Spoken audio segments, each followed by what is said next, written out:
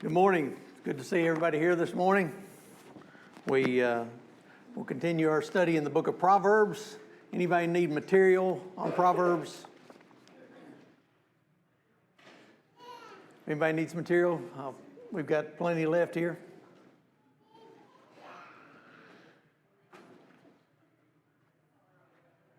So we are on page 6, the Folly of Fools. The Folly of Fools. My wife's not here, so I can tell you she said this is a perfect class for me to teach. I don't know what that means. It wasn't very nice, was it? It wasn't very nice. Before we begin, Ron, will you lead us in prayer, please?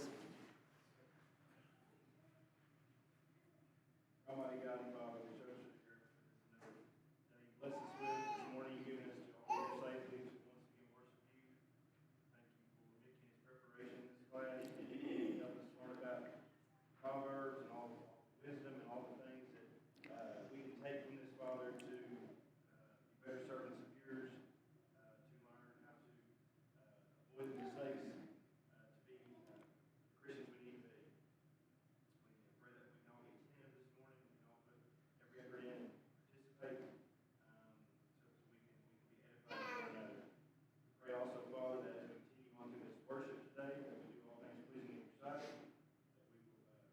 Our hearts into it, Father, we can be uplifting to you and to one another. Most of all, Father, we thank you for your Son, who's willing to come to this earth and die for us, to give us a hope and everything in this life is over. All the sins we ask in Christ's name. Amen. So, the folly of fools.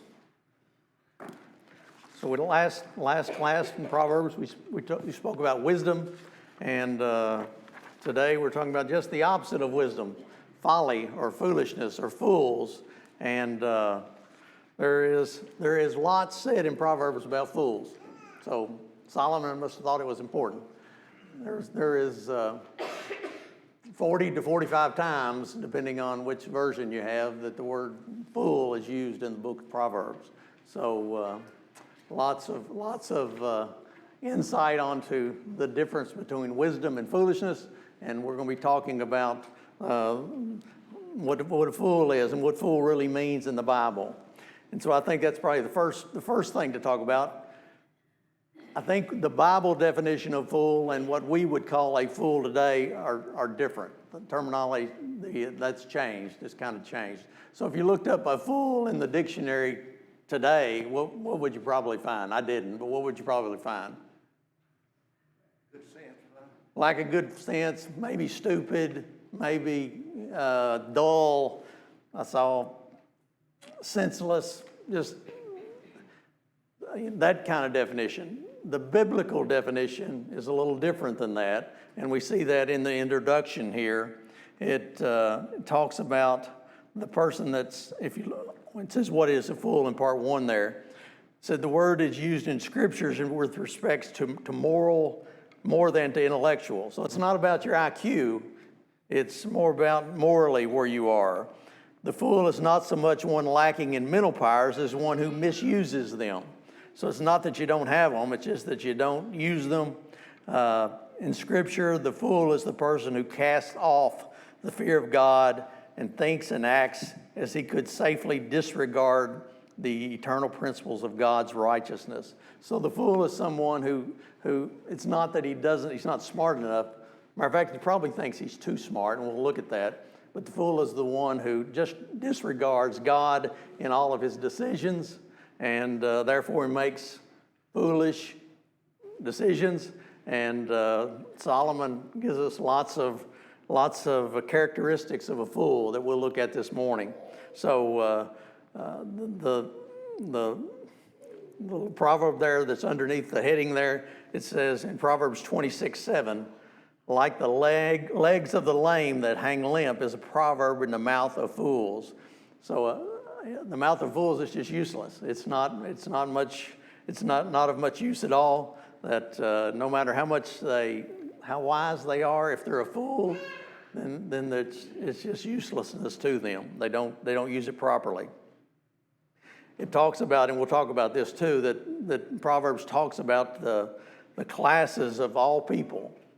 It says one is the foolish, one is the wise, and then there's one in the middle that it talks about, it's the naive or the simple. They just don't understand yet. They may be immature and they're coming to maturity, but at this point they're just it says they're naive or simple, and they've got a lot to learn. And it asks the question, what do you think you are?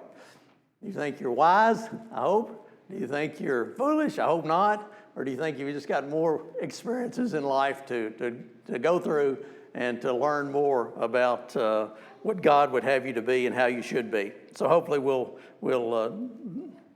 look into that some this morning. Any thoughts, comments on the wise and the foolish? So let's look at part 2 there. It talks about the characteristics of a fool. And so let's look at Proverbs 12:15. There's lots of verses here, so get your Bibles out and help me look up some of these verses. But all through Proverbs, it talks about the wise and the foolish, and there's lots of places we can look. Proverbs 12 and verse 15, it says, "The way of a fool is right in his own eyes, but he who heeds counsel is wise." So the way of the fool is right in his own eyes. So what does that mean in your words? Never wrong. Never wrong. The fool is never wrong. He's got it all right. He doesn't need you to teach him anything else. He's unteachable. This stubborn fool is unteachable. He's got it all down pat. Nothing else you can teach him. He's right in his own eyes. So in Proverbs, sometimes you get the one sentence, and then the other is just the opposite of that, and that's got a term, and I can't think of what it is right now. But it talks about, but he who heeds counsel is wise. Help me with that. Listens to advice. Always learning, always wanting to know more. That's the wise person. And I don't know how many times that I had wished that I had listened to someone's advice. And I'd say we've all done that at times. Somebody's told us something, we said, I'm going to do something different. And we think back, and that probably wasn't the right decision. But listening to wise counsel, surround yourself with wise people. So the saying that we've all heard, if you surround yourself with fools, what's going to happen to you? You become like a fool, won't you? So we got scripture that tells us that. So as much advice, as much wise counsel as you can get, as many wise people as you can hang around, Proverbs says that's very important. That's something we all should do. A fool doesn't do that. He's wise in his own eyes. He doesn't need anything else. How about Proverbs 28:26?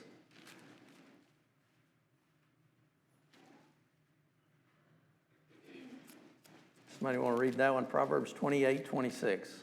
One who trusts in his own heart is a fool. The one who walks wisely will flee to safety. Okay, his version said one who walks wisely will flee to safety. But one who trusts in his own heart is a fool. And I think it's interesting, if you haven't done this, if you get your iPhone out or your iPad, whatever, and look up these in different versions, it helps me anyway to see how that's repeated. So there's one that's NLT, and I'm not even sure what that is, but New Living Translation, I think. But it gives a different flavor to some of these verses that helps me. So as I get some of these, I'll read them to you from this other version. But certainly, he who trusts in his own heart is a fool. If you think you got it all down pat, you're a fool.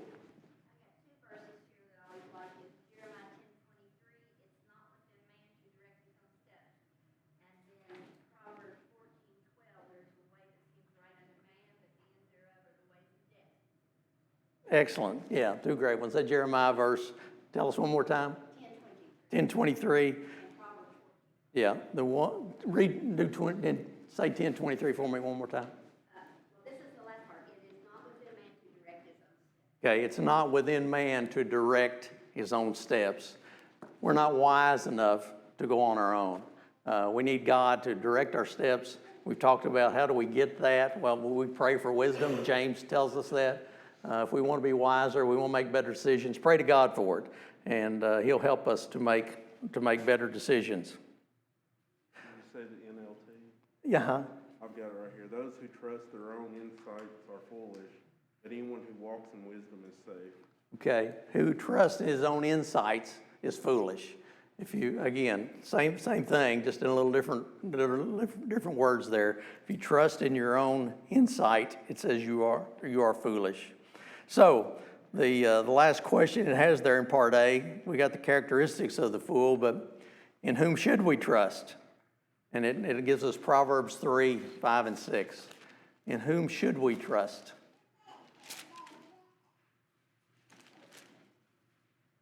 This is one we've heard a lot, but it's a great one.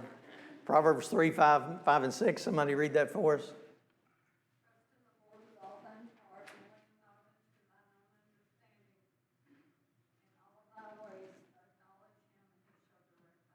Okay, Proverbs 3 probably got one. This one should be hung on our refrigerator or somewhere in our house. Trust in the Lord with all your heart and lean not on your own understanding. Don't think that you've got it all down, because you don't. In all your ways acknowledge him, and he will direct your paths. Another version says he will show you what path to take. If you follow the Lord, lean on him, not on your own understanding. Acknowledge him, and he will direct your paths. That's a great one. Proverbs 3, 5, and 6. Thoughts, comments on that?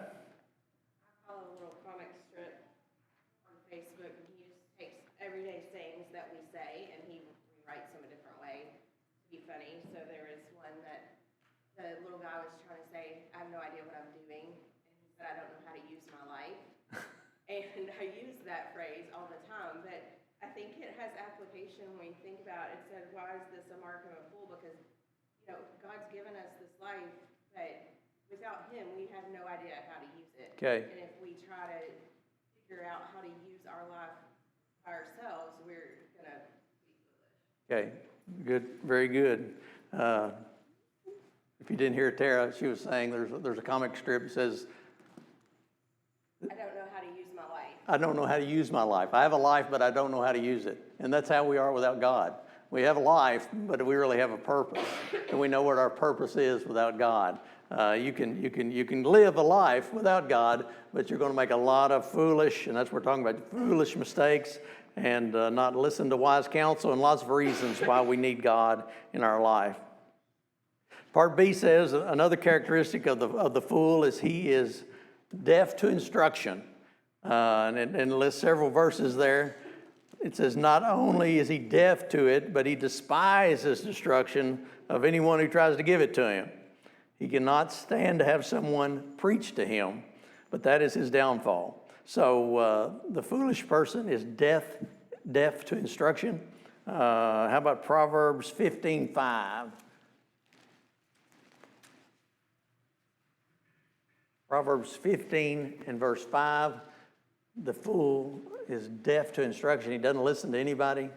In verse 5 there it says, a fool despises his father's instruction, but he who receives correction is prudent. So the fool doesn't listen to anybody, doesn't even listen to his father. Also, another verse there is Proverbs 23 and verse 9.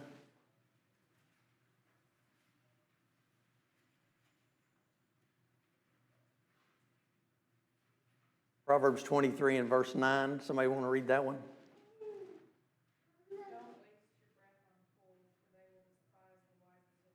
Okay, I like that. Don't waste your breath on a fool. He will despise the wisest advice. What version is that one?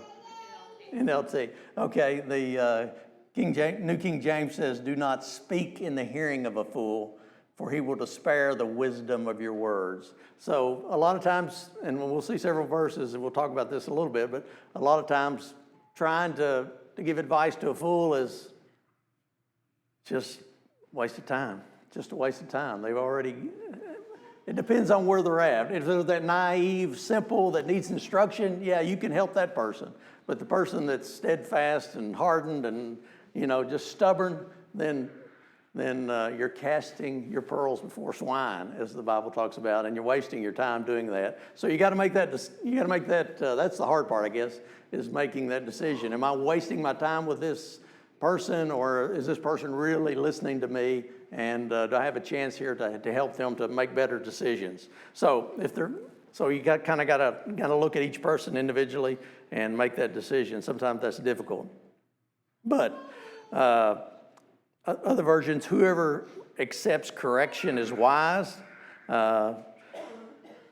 Another version, wisdom is too lofty for fools. Fools just are not going to get it. So that's a problem with a fool. They're just deaf to instruction, not wanting to hear. They won't listen. Thoughts, comments on B there? The next one is number 1 under B. It says the characteristic of a fool is he is a know-it-all. He thinks he knows everything. Proverbs 18:13.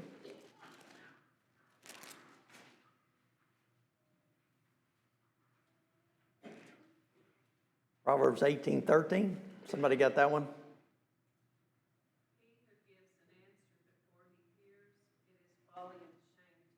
Okay, he who answers a matter before he hears it, it's a folly and a shame to him. So, what does it mean to hear an answer before? Hears a matter before he hears it. What does put that in your word? Okay. Don't speak before you've heard the matter. Don't listen to what the facts are before you blare out something, and that's difficult for us. Somebody tells us something, the first thing we want to do is tell them something back. Proverbs says, listen carefully.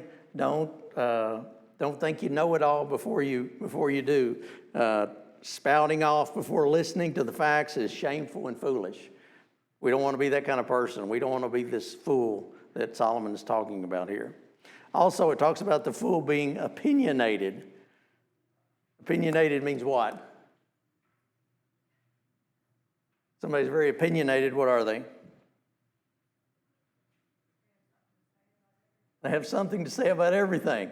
Proverbs 18:2, a fool has no delight in understanding, but in expressing his own heart.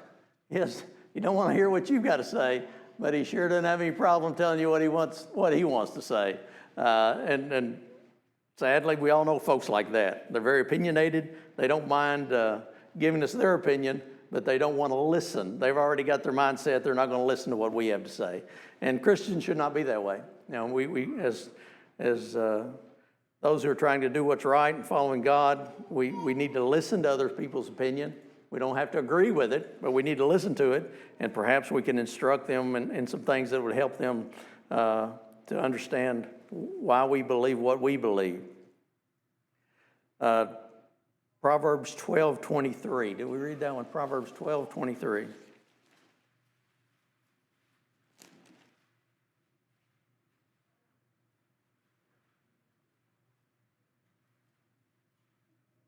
Somebody got that one?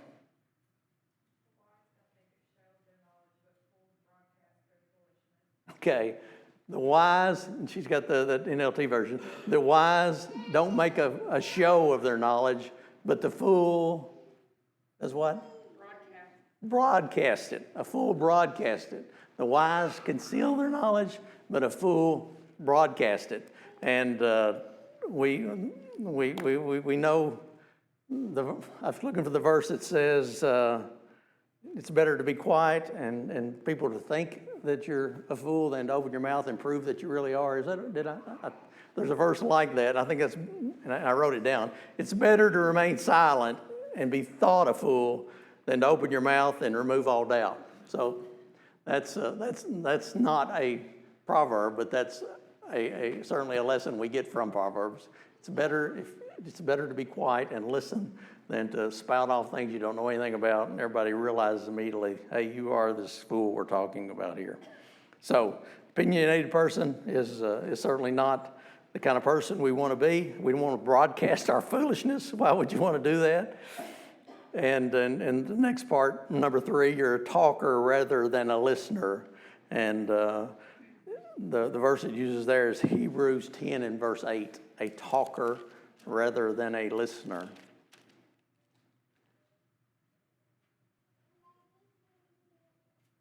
My version says the wise in heart will receive commands, will hear instruction, but a prating fool will fall. And the prating, other versions say a babbling fool.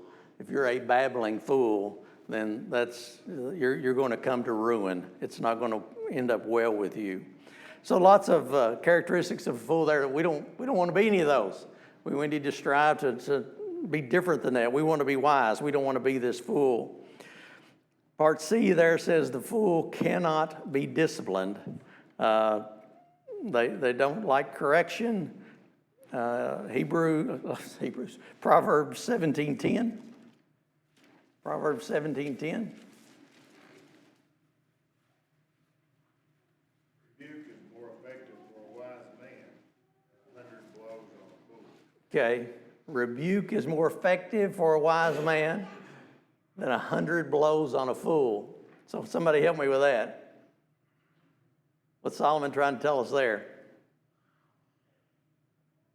It's just like no other child, that's fairly stubborn against something. It sometimes 20 that get it, 20 wouldn't or something, they're still doing the same thing the next time. Yeah. Over and over because they're being not bigger definition of being foolish. They choose not to listen. Right. Eventually, correction leads to wisdom. Right. But a foolish person would like to hear it's saying somebody's this foolish, no matter how much discipline they get, they're going to keep doing it. 100 lashes is not going to help them. They get 100 lashes, it's not going to help this person. But what about the wise person? How much more effective is he? It says rebuke is much more effective to a wise person. So if you truly are a wise person and somebody brings something to you that's a problem or something you need to pay attention to, and you take heed to that, then how much better off are you? And I know in my life, and I'm sure in your life, there have been times that somebody that I thought was wise brought something to me, and yeah, I listened to it. I thought it was important, and hopefully I demonstrated that I was better than the person that you give 100 lashes to, and he's not going to listen to you. So when somebody that you have confidence in, you know they're giving you good advice, then listen to it. You're called a wise person. But if you don't heed it, it's like being beat with 100 whips. It's not going to help you at all. So we don't want to. We know what kind of person we want to be. We want to be that wise person. We don't want to be that fool. 100 blows doesn't do that fool any good. Yeah, it sounds like someone that understands, they know they did wrong, and they want to correct the person that takes 100 lashes. They don't understand they did wrong. Yeah. It's everyone else's fault. Right. The point he made was that the person that's wrong, they want to blame it on somebody else. It's somebody else's fault. It's not. They're not smart enough or wise enough to listen to this counsel and accept the rebuke or whatever it is. They understand that it's best for them and good for them, and they accept that. So the fool cannot be disciplined. And then part D, it talks about the fool being impulsive. Anybody in here impulsive? I'm not going to say you're a fool if you raise your hand, but what does it mean to be impulsive? Knee-jerk. The knee-jerk reaction. Something happens and immediately we fire off at it, don't we? The impulsive person. He does not act on principle but on impulse. Therefore, he's uncontrollable, ruled only by his emotions. So we know a lot of people that way, that very impulsive and they're full of, and at my workplace, we got people that are full of drama. They always want drama going on. They're very impulsive, very emotional. And we try to stay away from those people. We want people that are calm, that are in control, that their emotions don't get the best of them. And, obviously all of us have different DNA, and some of us are quicker to anger than others, but we can all hopefully control that and be not as impulsive as he talks about this fool. Proverbs 14:29. Proverbs 14 and verse 29. One who is slow to anger has great understanding, but one who is quick-tempered exalts foolishness. Okay, so if you're slow to, his says anger, mine says slow to wrath, you have great understanding.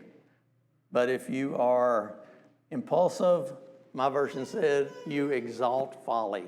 So the impulsive person is certainly not the wise person that we want to be. So we need to work to control that. It says, another version, fools vent their anger, the wise quietly hold it back. So, a hot temper shows foolishness at times for sure. And we don't want to be that person. We want to be the person that has his emotions and he is under control. Hard to do at times, but something we can work at. Thoughts, comments on that? And then the E, it talks about the foolish person commits evil, and let's see, let's look at 10:23, Proverbs 10:23. As you can see here, Solomon says a lot about being a fool, and gives a lot of things to certainly be aware of. Proverbs 10:23. My version says, to do evil is like sport to a fool, but a man of understanding has wisdom. To do evil is a sport to a fool. It's just fun for him. And we've all met people that it's just fun for them to do evil. And we don't understand it, and we think they're foolish for sure, but that's just the way they are. They think that doing evil is fun. But living wisely brings pleasure to the sensible. So we're not the person who wants to do evil. We're just the opposite of that, I hope. And fools refuse to turn from evil. And then finally, F there says they are virtually unchangeable. A fool, if he's hardened and he's stubborn, he is virtually unchangeable. 26:11, Proverbs 26:11.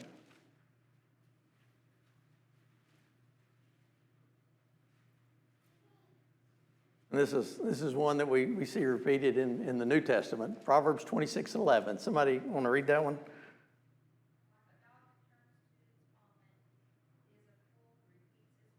Okay, as the dog that returns to his vomit, a fool who repeats his foolishness. So we've seen that disgusting thing that a dog does at times when they return to their vomit. And a fool, it says, will do the same thing. He repeats his foolishness over and over again, and how disgusting and just awful that is. And it says also it's very difficult for a fool when he's this way, when he's got all these characteristics, for him to change. He is practically unchangeable. And one of our questions, I think, deals with that. So lots of characteristics of a fool there, things that we want to avoid, things that we hopefully will do our best to stay away from. And we see people with these characteristics, and we don't like these people. We don't like the way they act, but certainly we see the Proverbs gives us plenty of insight on how to handle some of these situations. Yes, sir. Pride has a whole lot to do with people foolish. See themselves as smarter, wiser than other people. Everything they accomplish is all them, all them. Just their business making them fool. Yeah. They're not going to listen to anybody. And so if you didn't hear Don, his thought was pride has a lot to do with this. The prideful person thinks he's smarter and wiser than anybody else, and he's not going to listen to anybody else because he's already got it under control. And Donnie, that's perfect segue to the next class. It's on the human heart and pride. So we'll talk a little more in depth about that, about the the problem that we all have with pride, and how Solomon tells us that we need to deal with that, and how we need to work to overcome that in our life. Thank you. Okay, question 1 says, what are the 3 categories of human nature as depicted in the book of Proverbs? I think we've kind of already answered that. But for sure, you've got the wise and the foolish, and what's the other one? Simple. The simple or the naive, and they're all different phases and different places in life. And hopefully, we're on the wise side. Hopefully, we're striving to learn more to be wiser. Number 2, what things does a fool lack according to the book of Proverbs? So, again. So number 1 is fear of the Lord. So and we talked about this last class, but the fear of the Lord is the beginning of wisdom, the fear of the Lord. And so this fool doesn't have the fear of the Lord, so he's certainly lacking that, and that's what causes him to get into all the difficulties that he has. He does not have a reverent fear of the Lord that we all need. What else does the fool lack? Okay, he lacks understanding. Maybe he's naive. Maybe he's just beginning to learn some things in life, and so he needs some understanding. And we can help that person. We can assist that person, and hopefully bring them around to a little wiser state of life instead of the foolish person. What else? I heard somebody say something. Humility. The fool certainly lacks humility. He doesn't. He's got pride in his life. He doesn't humble himself as he should. Self-control. Certainly another one. He doesn't have the control that he needs. The fool does not. And the wise person does have some self-control. That's a good one. Listening skills. Listening skills. How good are we at that? That's a good one. Do you have good listening skills? Or are you preparing in your mind what you're already going to say while somebody's talking to you? I think that's a fault that we see a lot, and a fault that we all have at times is somebody's telling us something, we're already got in our mind what our rebuttal is going to be, or how we're going to come back at that statement without truly listening to what the person has to say. So if you're a good listener, then you're probably a good advisor. Somebody will come to you and ask you questions. If you truly are a good listener and you focus on what they're bringing to you, and Solomon certainly says that a fool does not do that. He is not a good listener. He's already ready to go on to something else. So that's a good one. What else? The idea of being uncoachable. Okay. But they combine several. You don't have to choose not to listen. You choose not to follow the instructions. You choose not to try and push yourself. You do your way. Again, is how you want it. Okay. That's a bad quality. Yeah, a fool is uncoachable. I like that. So on your little league team, Sam, you ever run across anybody that's uncoachable? Occasionally. We get through it. So, but you bring them around. You try to get them to become more coachable. And that's a great point. A lot of these characteristics, this person who doesn't listen and wants to do his own thing and thinks he already knows it all, then he is a fool according to the book of Proverbs, and he certainly needs to be coached up a little bit for sure. The other one, anybody got anything else there on that one? He lacks wisdom. He does. How is he going to get that, Judy? Yeah.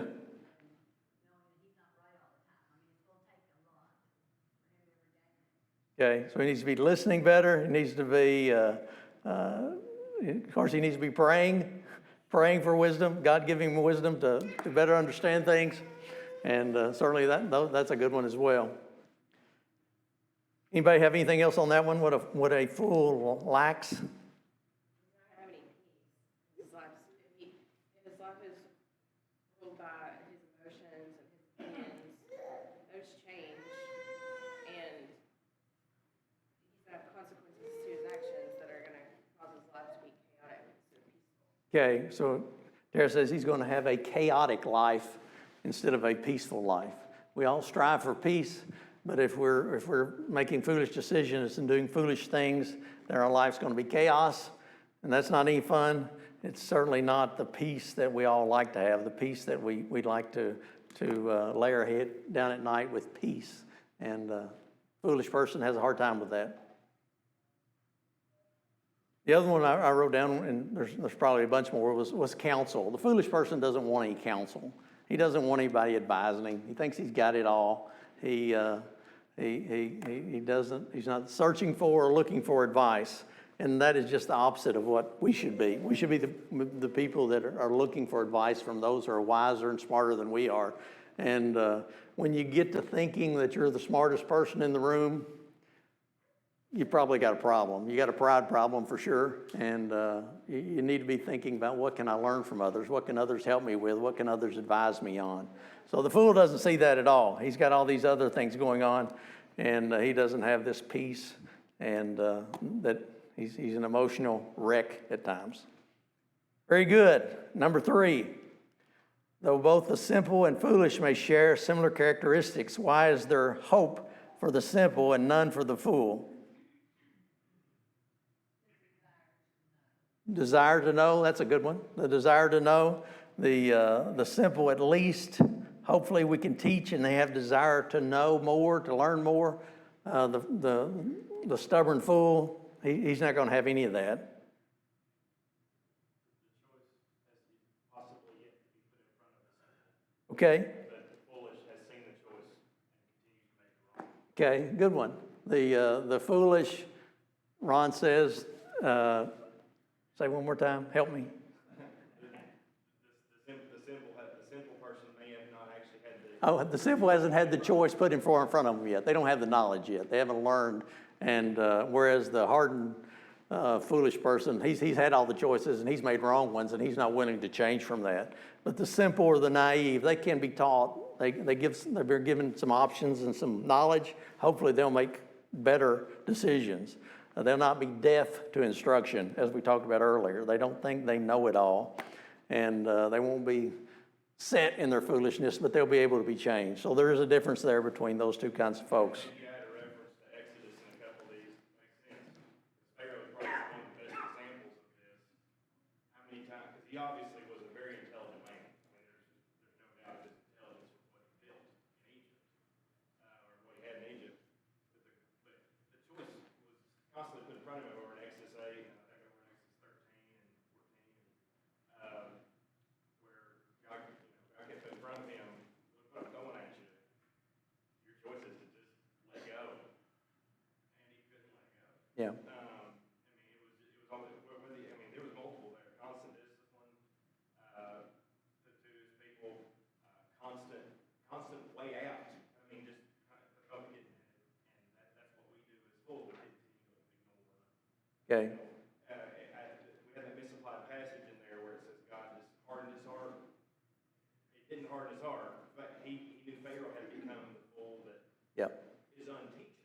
Right. At that point, he's going to let him go where he. So good point. Pharaoh, talking about Pharaoh and how many times God tried to teach him something various ways, and he rejected all of those until the very end. But he had the ability to change if he hadn't had such a foolish heart. But he didn't do that, and it cost him a lot. Surely cost him a lot. Let's go to number 6. Is it possible for a fool to recognize his own folly? Does a fool recognize that he's a fool? Most times not, but there's always hope. And who does a fool blame for his condition? Anybody and everybody. Anybody and everybody. And one of the verses says they even blame the Lord. They blame the Lord for the situation that they're the way that they are. But their chances of overcoming are not very good. But again, I think it's the degree of foolishness that they're in. If they're, past listening, then you've probably got no chance. But if you can teach a little bit, give them a little knowledge, hopefully they'll learn something from that. Number 7 is a good one. Is man's foolishness usually a very well-kept secret? No, I like the version that says the fools broadcast their foolishness. They let everybody know how foolish they are. When they open their mouth, they're broadcasting their foolishness, and they brag about what's going on in their life. Yeah, so that goes well with the verse of the fool is counted wise when he's silent. When you hold your tongue, you might be counted wise. Open your mouth. Sometimes you show that you're really not that wise. Number 8. Let's look at that verse. Somebody look up Proverbs 17:12. The question is, how morally dangerous are fools? How morally dangerous are fools? This is probably one y'all have heard before, but probably forgot about it unless you looked it up. Proverbs 17:12. Let a person meet a bear robbed of her cubs rather than a fool of his foolishness. Okay, let a man meet a bear who's been robbed of his cubs rather than a fool in his folly. So, a bear that's been robbed of his cubs, what kind of condition do you think that bear's in? We don't want to be around it, do we? You No. don't have to turn mama bear for nothing. Okay, then we've got the mama bear, and she's been robbed of her cubs. Not a good person to be around. You don't want to be around that kind of person. And Solomon says, you'd rather be around that bear than a fool in his folly. So, not a very good picture that Solomon's painted there of the fool. He's one you want to stay away from, hide from, run from, get away from as fast as you can. So I think that's a good one. Proverbs 29:9. Can you ever win an argument with a fool? Can you ever win an argument with a fool? Okay, depends on the judge. So the fool thinks he's going to win every time, right? The fool thinks he's going to win every argument. Proverbs 29:9. Somebody got that one? The wise man has an argument with a fool. The fool only rages and laughs, and there is no quiet.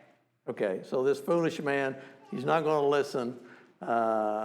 When you contend with him, mine says, when you contend with him, he's either going to laugh at you or he's going to rage at you. He's not going to listen to you, and a lot of times there's no peace there. So, can you ever win it? It'd be very difficult. It'd be very difficult.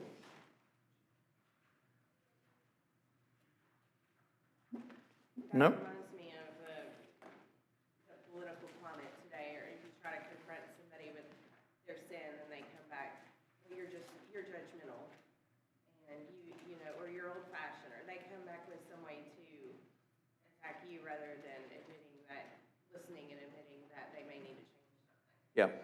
So it's talking about our politics today, and at times we don't want to listen. We just want to come back with something as fast as we can. And Solomon is saying it's better to listen, hear the facts, make your decision based on facts before you come back with somebody with an emotional outburst of whatever. And this is interesting, this point 10 here. How should we respond to fools? Proverbs 26, verses 4 and 5 is kind of an interesting saying. Looks like it's saying contradictory things.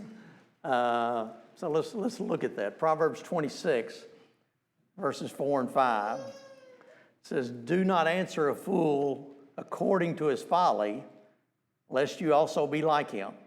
So, do not answer a fool, because you'll be like him. And then verse 5, very next verse says, answer a fool according to his folly, lest he be wise in his own eyes.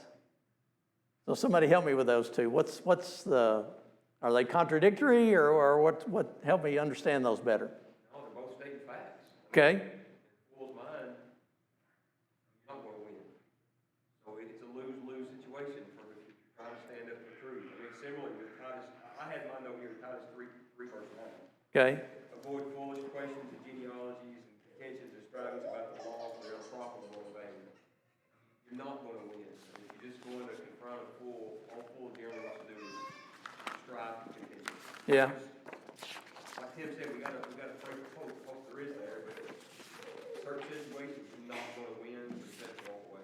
Best to walk away, certainly. Especially, I think there's a little bit there's a hint of difference in the first one, verse 4 versus verse 5. you know, if a foolish person is just spouting off stuff that doesn't mean anything, it's not important, it's just foolishness, then you're not going to do yourself any good by getting into that conversation and getting down in the mud with that person. I think verse 5 is a little different than that.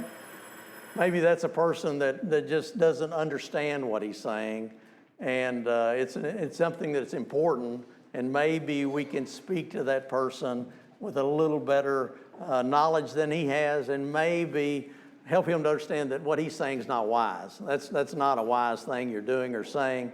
This is what really the truth is on that matter. So I think there's a little bit of difference between those two. I think the first one is he's foolish. He's saying foolish things.